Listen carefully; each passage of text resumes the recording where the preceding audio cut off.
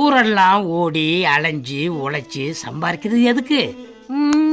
இதுக்கு தானே. ஓகே, ஆரம்பிக்கலாங்களா? நமக்கு சோறு. இது வந்து முட்டைக்கோழியோட முட்டை, அதோட கரு, அப்புறம் வந்து அந்த கோழியோட ஹார்ட்டு, ஈரல், கொழுப்பு, அதெல்லாம் ஸ்பேர் தனித்தனியாக அப்படியே ஸ்பாட்டாக அப்படியே தனித்தனியாக பிரித்து வச்சு இதெல்லாம் கடையில் கொடுத்து க்ளீன் பண்ணால் இப்படிலாம் கிடைக்காது.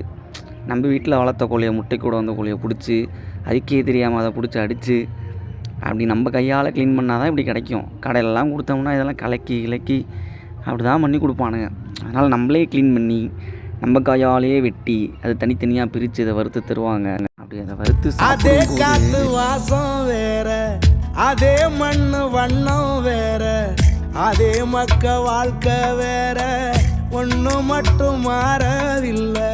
மத்த நாட்டு சுவையெல்லாமே ஒத்த வேலை உடைய போல, சுத்தமான நம்மூர் சுவையோ ஆத்தா தந்த உசுர போல. மூட்டி பாசம் கொட்டி சமைச்சது திண்டுக்கல் தலப்பா கட்டி நெய்யூத்தி. ஆஹா, என்னென்ன முட்டை வெடிக்கிற போதுமாமோ.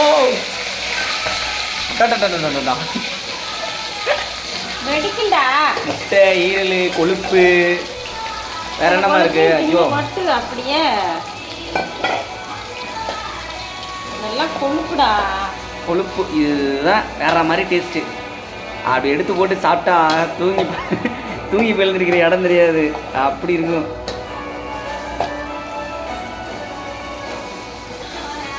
நாட்டுக்கோழி முட்டை, கோழியில் இருந்த முட்டையை உடைச்சு அதிலே ஊற்றுறோம்.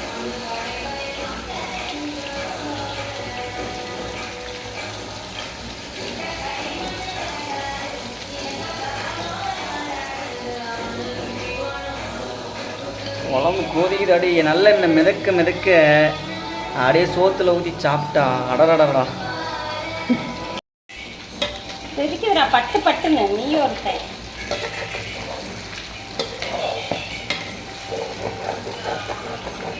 ஃபுல்லாக நல்லெண்ணெயா? அனைத்தும் நல்லெண்ணெய். கொழுப்புடா, நல்ல கொழுப்பு.